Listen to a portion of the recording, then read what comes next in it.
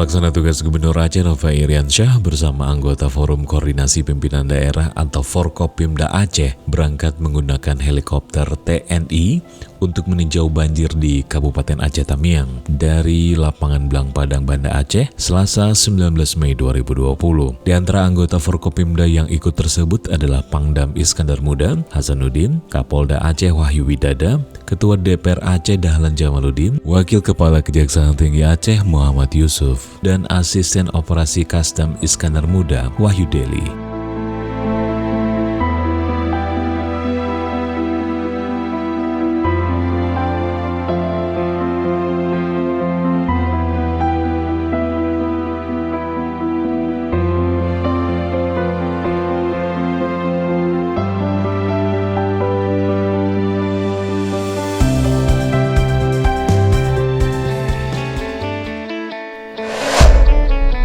Forum Koordinasi Pimpinan Daerah Aceh meninjau lokasi banjir di Kecamatan Bendahara, Kabupaten Aceh Tamiang, Selasa 19 Mei 2020.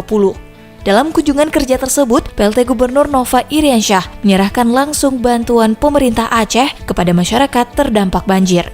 Bupati Aceh Tamiang Mursil dalam laporannya kepada Forkopimda Aceh mengatakan hujan lebat di hulu sungai Tamiang telah membuat beberapa desa di Kecamatan Bendahara dilanda banjir kiriman. Di antara desa yang tergenang banjir adalah Teluk Kemiri, Teluk Kepayang, Teluk Halban, dan Teluk Pakam. Semua desa itu berada di pemukiman Bendahara Hilir, Kecamatan Bendahara, Kabupaten Aceh Tamiang.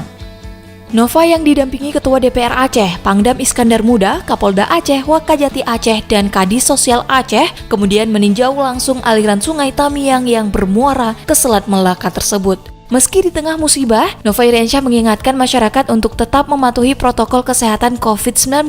Hal itu sangat penting untuk memutus mata rantai virus corona. Provinsi Aceh, kata Nova, memang tercatat sebagai daerah dengan kasus terendah di Indonesia. Namun demikian, kewaspadaan masyarakat tidak boleh kendor, sehingga angka kasus tidak bertambah.